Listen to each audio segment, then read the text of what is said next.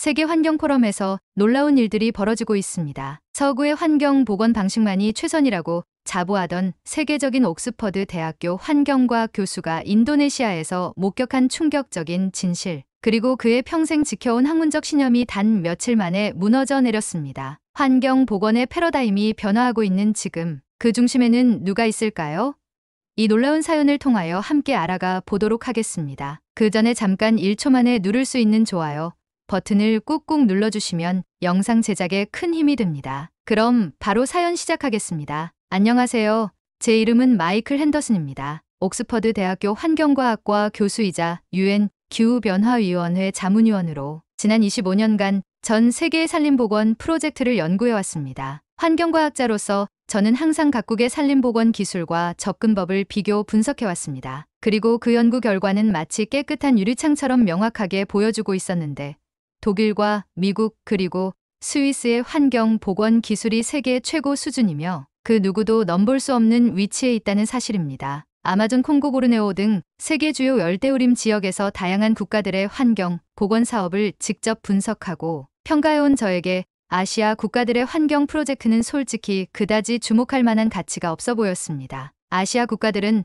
환경과학의 최신 연구 성과를 따라오지 못하고 있으며 서구의 방법론을 모방하는 수준에 그친다고 생각했기 때문입니다. 하지만 제 20대 딸 소피아가 이런 제 생각을 완전히 뒤바꿔 놓는 계기를 만들었습니다. 환경공학을 전공하는 소피아는 인도네시아 룸복섬의 산림보건 프로젝트에 인턴으로 참여하게 되었고, 매주 흥분된 목소리로 전화를 걸어 아빠, 여기서 정말 놀라운 일이 일어나고 있어요. 특히 한도킴이 하고 있는 일은 정말 혁신적이에요 라고 말했습니다. 처음에는 딸의 말을 젊은이의 과장된 열정으로 치부했지만 그녀의 끈질긴 설득에 결국 휴가를 내고 룸복섬을 방문하게 되었습니다. 2019년 초 저는 옥스퍼드 대학의 연구팀을 이끌고 인도네시아 룸복섬의 산림 보건 현황을 평가하기 위해 현지를 방문했습니다. 솔직히 말해 이 출장은 딸의 경험을 확인해주는 정도로 생각했고, 어쩌면 그녀의 과장된 평가를 현실적인 시각으로 바로잡아줄 수 있는 기회라고 여겼습니다. 당시 저는 유럽과 북미의 환경 보건 방식이 가장 과학적이고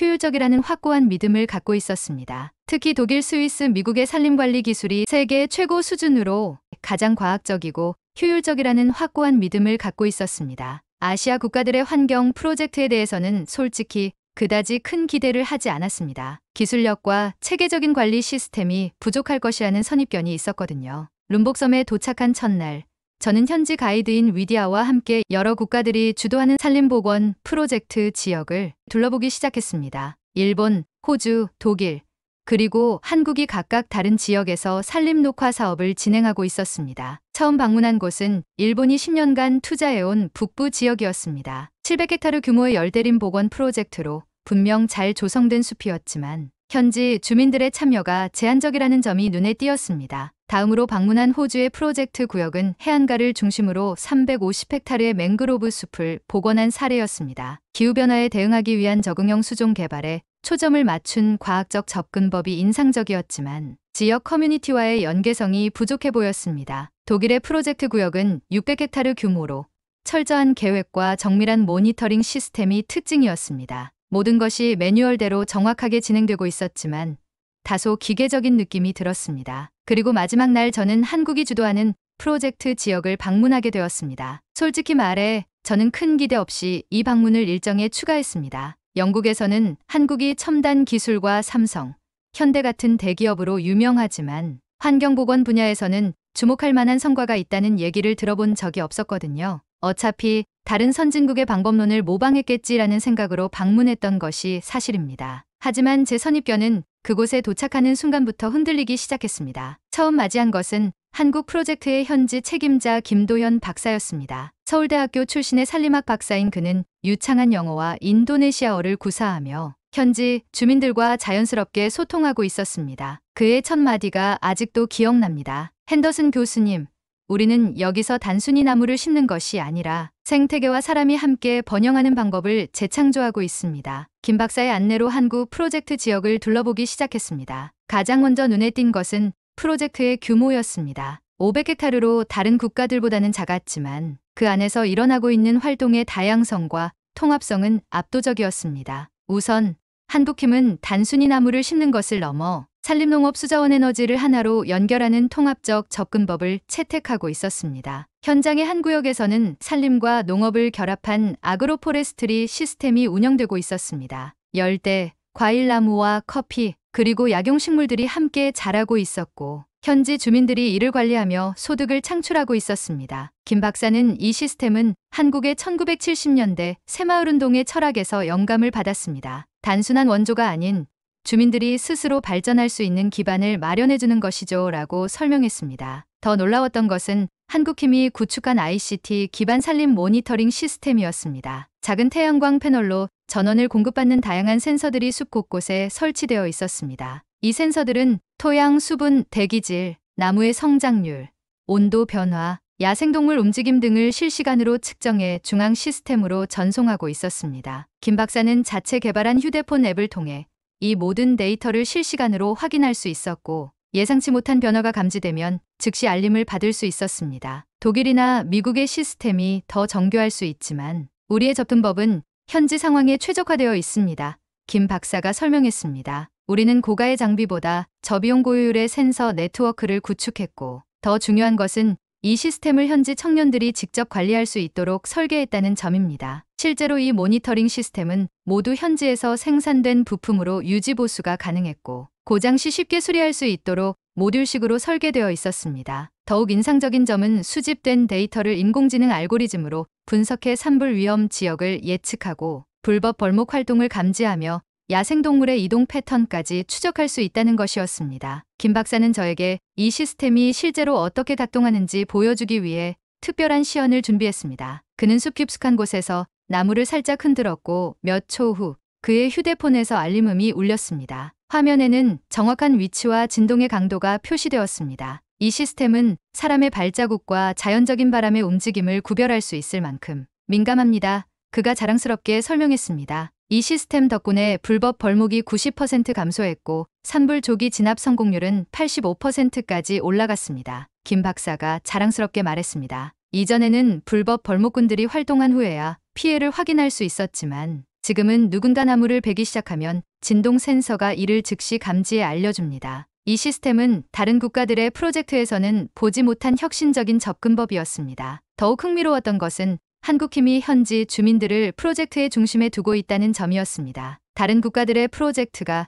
대부분 외부 전문가들에 의해 운영되고 있었던 반면 한국의 프로젝트는 현지 주민들이 직접 참여하고 관리하는 구조였습니다. 놀랍게도 마을 주민 95%가 프로젝트에 어떤 형태로든 참여하고 있었고 이는 다른 국가 프로젝트의 참여율 약 30에서 40%를 크게 상회하는 수치였습니다. 처음에는 우리도 외부 전문가 중심으로 프로젝트를 진행하려 했습니다.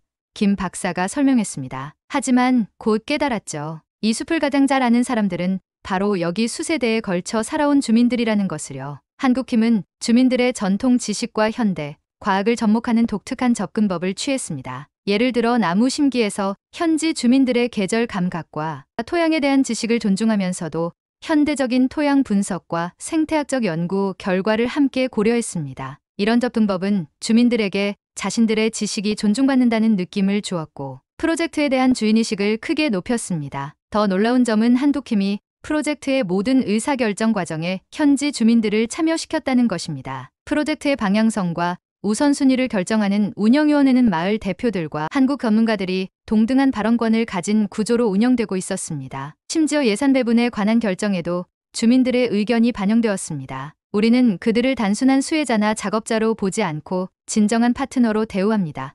김 박사가 강조했습니다. 이것이 프로젝트의 지속 가능성을 보장하는 핵심 요소입니다. 언젠가 우리가 떠나더라도 이 숲은 여전히 그들의 숲이니까요. 이러한 접근법의 결과는 명백했습니다. 다른 국가들의 프로젝트 구역에서는 외부 전문가들이 떠나면 관리가 소홀해지는 경향이 있었지만 한국의 프로젝트 구역은 현지 주민들의 적극적인 참여로 지속적인 관리가 이루어지고 있었습니다. 현지인들은 이 산림을 단순한 프로젝트가 아닌 자신들의 소중한 자산으로 여기고 있었습니다. 김 박사는 현지 청년들에게 산림관리 기술을 교육하는 프로그램을 운영 중이었고 이미 20명의 청년들이 산림관리사 자격증을 취득했다고 했습니다. 우리는 5년 내에 이 프로젝트를 완전히 현지인들에게 이양할 계획입니다. 그들이 스스로 숲을 지키고 관리할 수 있도록 하는 것이 우리의 궁극적인 목표입니다. 점심시간에 우리는 마을 공동체 식당에서 현지 음식을 먹었습니다. 이 식당도 프로젝트의 일부였는데 숲에서 지속 가능하게 채취한 식재료와 마을 주변에서 유기농법으로 재배한 작물들로 음식을 만들고 있었습니다. 식당을 운영하는 여성협동조합의 대표 리나는 한국팀이 우리에게 비즈니스 운영법과 위생관리를 가르쳐 주었고 지금은 관광객들도 찾아오는 인기 식당이 되었어요 라고 자랑스럽게 말했습니다. 오후에는 한국팀이 설치한 수자원 관리 시스템을 둘러보았습니다. 산림보건과 함께 진행된 이 시스템은 현지의 물 부족 문제를 해결하기 위한 핵심 요소였습니다. 그들은 전통적인 대규모 댐 건설 대신 여러 개의 소규모 빗물 수확 장치를 전략적으로 배치했습니다. 이 시스템은 우기의 빗물을 효율적으로 모아 지하 저장고에 저장하고 이를 파이프라인을 통해 마을의 식수와 농업용수로 공급하고 있었습니다. 가장 인상적인 점은 이 모든 시스템이 태양광 에너지로 작동한다는 것이었습니다. 물 분배를 제어하는 스마트 시스템은 각 가정과 농장의 필요에 따라 자동으로 물 공급량을 조절했습니다. 이전에는 건기에 항상 물 부족으로 고생했고 여성들이 매일 몇 시간씩 걸어서 물을 길어와야 했습니다. 하지만 지금은 1년 내내 집에서 안정적으로 물을 사용할 수 있습니다. 라고 마을 이장인 수토포가 자랑스럽게 설명했습니다. 김 박사의 설명에 따르면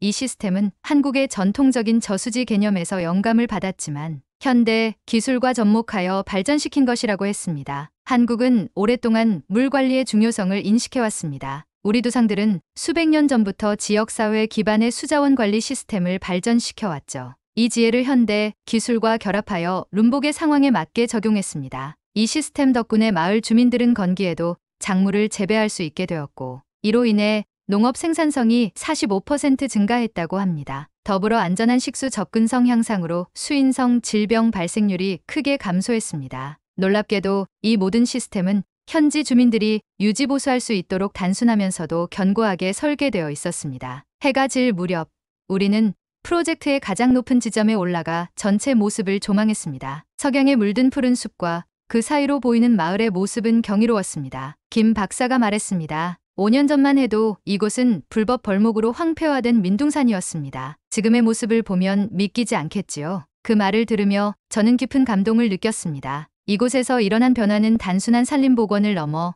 생태계와 인간 공동체의 공존과 번영을 보여주는 살아있는 증거였습니다. 저녁에는 마을 회관에서 주민들과의 간담회가 열렸습니다. 놀랍게도 마을 주민들은 한국산림청의 지원으로 자체적인 산림협동조합을 설립했고 이를 통해 숲에서 얻는 다양한 부산물인 꿀, 약용식물, 과일 등을 가공하여 판매하고 있었습니다. 이 활동으로 마을의 평균 소득은 프로젝트 시작 전보다 35% 증가했다고 합니다. 한국팀의 접근 방식이 특별한 이유는 그들이 우리를 동등한 파트너로 대우한다는 점입니다. 마을의 원로인 하산이 말했습니다. 그들은 우리의 전통 지식을 존중하고 이를 현대 기술과 융합하려고 노력합니다. 다른 국가들의 전문가들은 주로 그들의 방식대로 일을 진행하려고 하죠. 이틀째 되는 날, 저는 이 프로젝트의 또 다른 중요한 측면을 알게 되었습니다. 한국은 이 산림복원 사업을 통해 발생한 탄소 배출권의 일부를 확보하고 있었습니다. 총 35만 톤 CO2 이퀴발런트 규모의 탄소 배출권은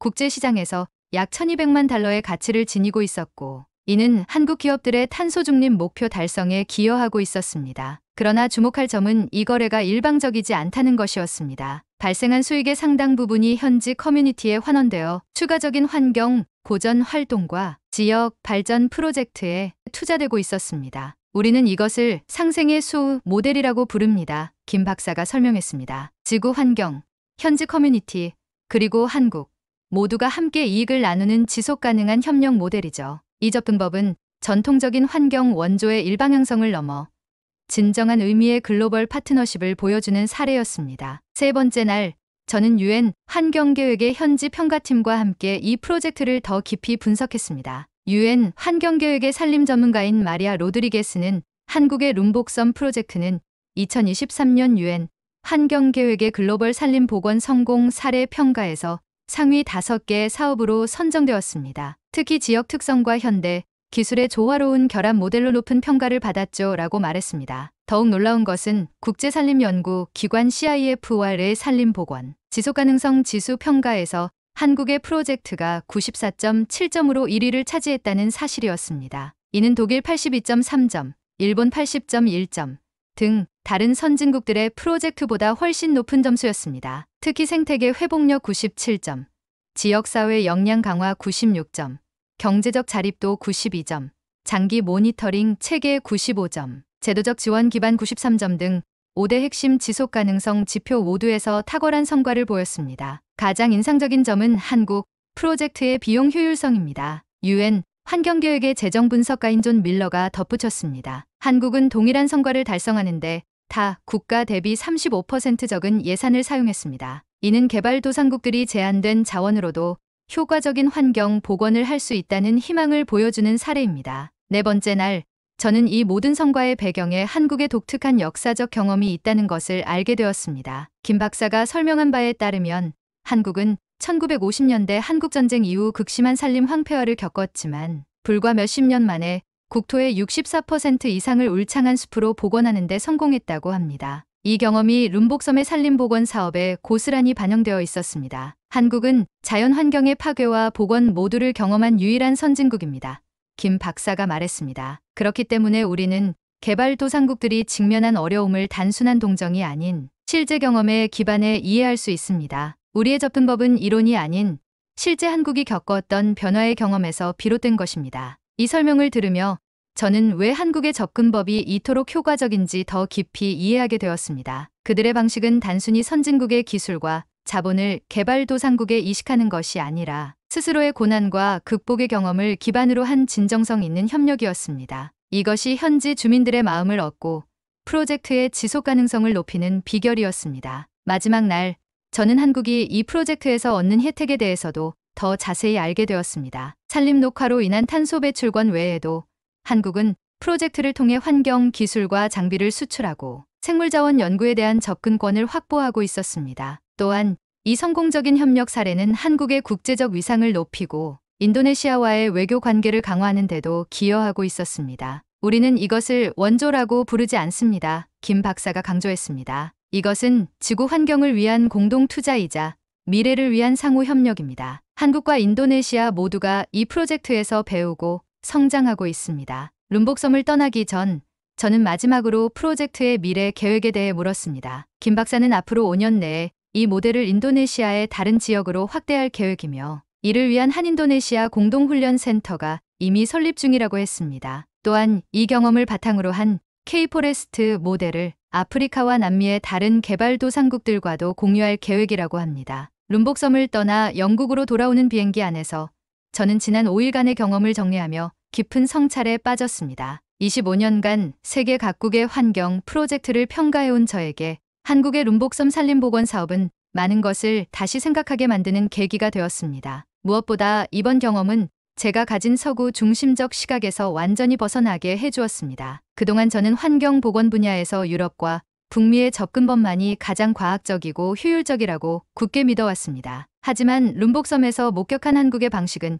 이러한 제 신념을 근본적으로 뒤흔들어 놓았습니다. 한국의 접근법은 서구의 기술 주도적 방식과는 확연히 달랐습니다. 그들은 사람과 공동체를 중심에 두고 기술을 보조적 수단으로 활용하는 균형 잡힌 방식을 취하고 있었습니다. 이는 단순히 방법론의 차이가 아니라 세계를 바라보는 철학적 관점의 차이였습니다. 이러한 깨달음은 25년간 환경 분야에서 활동해 온 저에게도 커다란 충격이었습니다. 또한 이번 경험을 통해 진정한 지속 가능성은 단순한 환경 복원을 넘어 사회적 경제적 지속 가능성을 함께 고려할 때 달성될 수 있다는 교훈을 얻었습니다. 한국의 프로젝트는 환경경제 사회적 가치를 통합적으로 추구하는 모범적인 사례였습니다. 현지 주민들의 소득 증대와 역량 강화가 환경 보전과 균형을 이루는 모습은 전 세계 환경 프로젝트가 본받아야 할 방향성을 제시했습니다. 이와 함께 개발도상국과의 협력에 대한 제 인식도 크게 변화했습니다. 그동안 우리 서구 사회는 흔히 원조라는 개념으로 개발도상국을 바라보며 일방적인 지원을 제공하는 접근법을 취해왔습니다. 반면 한국은 완전히 다른 방식으로 접근하고 있었습니다. 그들은 상호 존중과 이익을 기반으로 한 진정한 파트너십을 구축하고 있었습니다. 한국 전문가들은 자신들의 발전 경험을 겸손하게 공유하면서도 현지의 전통 지식과 필요를 깊이 존중했습니다. 이러한 접근법은 현지 주민들에게 단순한 수혜자가 아닌 동등한 파트너로서의 자긍심을 심어주었고 이것이 프로젝트의 성공에 핵심적인 역할을 했다고 생각합니다. 한국의 이러한 겸손하면서도 효과적인 협력 방식은 우리 서구 사회가 배워야 할 중요한 교훈을 제공합니다. 더불어 환경보건에 있어 결과만큼이나 과정의 중요성을 깊이 재인식하게 되었습니다. 우리 서구의 프로젝트들은 종종 단기적 성과와 눈에 보이는 수치적 결과에 집중하는 경향이 있습니다. 반면 한국의 접근법은 근본적으로 달랐습니다. 그들은 단기적 성과보다 장기적인 지속 가능성에 초점을 맞추고 있었습니다. 특히 현지 주민들의 주인의식과 역량 강화에 많은 투자를 함으로써 외부 지원이 종료된 이후에도 프로젝트가 지속될 수 있는 견고한 기반을 구축하고 있었습니다. 이는 마치 물고기를 주는 것이 아니라 물고기 잡는 법을 가르치는 것과 같은 접근법이었습니다. 그러나 한국의 방식은 여기서 한 단계 더 나아가 현지 주민들이 스스로 어업의 지속 가능한 관리 체계를 구축할 수 있도록 지원하는 것과 같았습니다. 이러한 깊이 있는 접근법은 진정한 의미의 지속 가능한 발전이 무엇인지를 보여주는 귀중한 사례였습니다. 귀국 후 저는 옥스퍼드 대학의 환경 정책 세미나에서 이 경험을 공유했고 많은 동료 학자들의 관심과 놀라움을 불러일으켰습니다. 지금은 한국 팀과 공동 연구를 계획 중이며 한국의 룸복섬 모델을 더 많은 국제 포럼에서 소개하려고 합니다. 저는 이제 확신합니다. 세계가 직면한 기후변화와 환경 파괴의 위기를 해결하기 위해 우리는 다양한 관점과 접근법을 존중하고 배워야 합니다. 그리고 그 중심에 한국의 경험과 지혜가 있다는 것을 이번 룸복섬 방문을 통해 분명히 깨달았습니다. 우리가 환경 보전의 미래를 이야기할 때 더 이상 서구의 접근법만을 모범 사례로 보는 시대는 지났습니다. 이제 우리는 한국과 같은 국가들의 혁신적이고 통합적인 접근법에 주목해야 할 때입니다. 그들의 경험은 우리 모두에게 귀중한 교훈이 될 것입니다. 오늘의 사연 어떻게 들으셨나요? 마이클 핸더슨 교수가 겪은 변화의 여정은 우리에게 많은 생각할 거리를 던져주는 것 같습니다. 서구 중심적 환경 관점으로 세계를 판단하던 그가 딸 소피아를 통해 한국의 산림보건 기술의 진정한 가치를 발견해가는 과정이 인상적이었는데요. 어쩌면 우리도 모르는 사이에 세계의 환경과학 질서는 이미 변화하고 있는지도 모릅니다. 환경보건의 힘은 때로 첨단 장비나 거대한 예산보다 사람과 자연의 조화를 중시하는 철학에서 나온다는 사실, 그리고 그 중심에 한국이 서 있다는 것이 놀랍지 않나요? 마이클 핸더슨 교수는 앞으로 어떤 새로운 시각으로 세계의 환경 문제를 바라보게 될까요? 그리고 한국의 산림보건 모델은 어떻게 전 세계로 확산되어 나갈까요? 여러분의 생각을 아래 댓글에 남겨주세요. 그리고 이 놀라운 사례를 주변 사람들과 공유하고 함께 이야기 나눠보세요. 마지막으로 1초밖에 걸리지 않는 구독과 좋아요, 알림 설정은 영상 제작에 큰 힘이 됩니다. 오늘 영상이 흥미로우셨다면 좋아요와 구독 잊지 말아주세요. 다음 이야기에서 또 만나요.